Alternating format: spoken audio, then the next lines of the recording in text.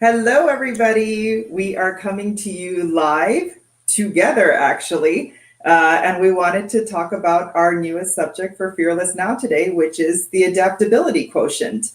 I don't know how many of you out there know exactly what an adaptability quotient is, but Mike and I actually lived through this adaptability quotient this weekend, in fact. So, Mike, why don't you tell us why you're actually in my home office today? And how. And how. So the last couple of days, starting with Thursday, was pretty interesting, and that was one of the reasons why we want to talk about adaptability. The other reason is that soon enough we will present to you how Fearless thinks about the formula that we believe will makes us successful and will make the teenager successful. And adaptability, and you'll hear us refer to it as AQ, right? Similar to IQ and EQ. AQ refers to adaptability quotient.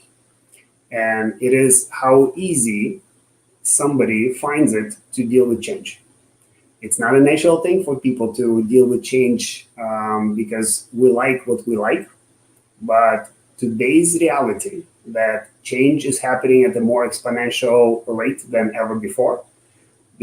One of the best things that we can do for ourselves and our kids is to teach them that you need to be easily adaptable to whatever change is coming. So a couple of the example from the last couple of days. So on Thursday morning, we were on calls at 9 to 10 a.m.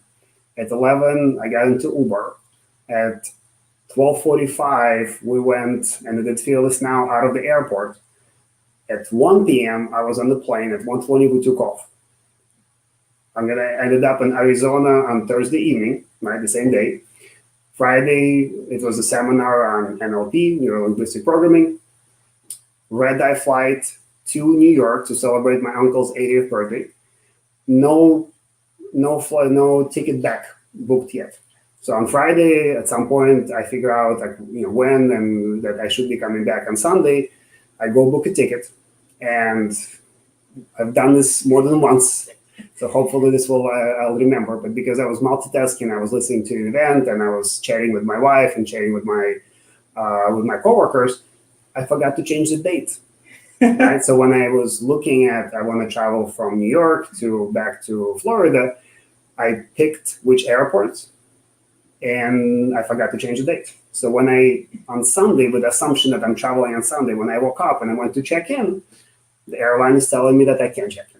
Right. So I look at the dates. I look at when is the next available flight. So I booked it on Monday. Right. They just changed the flights. These days because of COVID, there's no change fee, so everything worked out. And then I remembered I'm in New York. Deepali is not that far. Right. We started chatting, and turns out that there's an airport 20 minutes away that also has JetBlue flying out. So within 2 hours, I changed the ticket twice, and now I'm in Scottsdale. Scarsdale. Scottsdale, Arizona, Scarsdale, New York. And I'll be flying out in about 2 hours. And I felt zero stress because I knew that I've done this before, right? So I've had experiences that allowed me to feel comfortable with that type of change. And this is one of the ways that we discuss that there's negative stress and there's positive stress. Yeah. So when our family, Grushin family, moved to Florida, while it was a bit stressful for kids and for us, you're moving to the same language, right? It's a different state. We're going to learn, but there were people that we already knew. So it's not that much of a stress. But the idea is that any type of, in order to grow, exercise or knowledge, you have to feel slightly uncomfortable. Yeah. And the more comfortable you are with being uncomfortable, the easier the life is going to be. And that's exactly what we're doing at Fearless. We're trying to think of ways where these quotients that we talk about, adaptability, flexibility, they're things that we want to teach teens because up until the time that you're a teenager, there's a routine. You're comfortable. You have to get up in the morning, have breakfast, go to school, extracurriculars, come back home, have dinner, get a good night's sleep. As professionals, no one day is alike most of the time. And you have to be flexible and adapt to change. So things like, there's 3 types of flexibility that can help you adapt to change. One of it is cognitive. you're using different thinking strategies and mental frameworks to say, all right, I have to do this. This is sort of a longer term thing. I have to adapt to this new way of thinking or growing. There's emotional. It's approaching and dealing with emotions from others, right? Mike called me and said, hey, I'm in town. I had people over. Like, okay, how am I going to manage all of this and just get myself together here? And then there's dispositional, where you remain optimistic, but at the same time realistic. And I think at that point, Mike was like, look, there's an airport 20 minutes away. The reality is that it's going to be easier for me and more efficient to be here, jump on a plane and get back home. And so a lot of the things that we think about in terms of adaptability is going from this routine-based sort of operation or standard operating procedures for young people. Getting into sort of adulting is this adaptability quotient and sort of flexing your muscle around change. And that's going to lead to, thinking, growing differently, flexibility, and, a very successful mindset.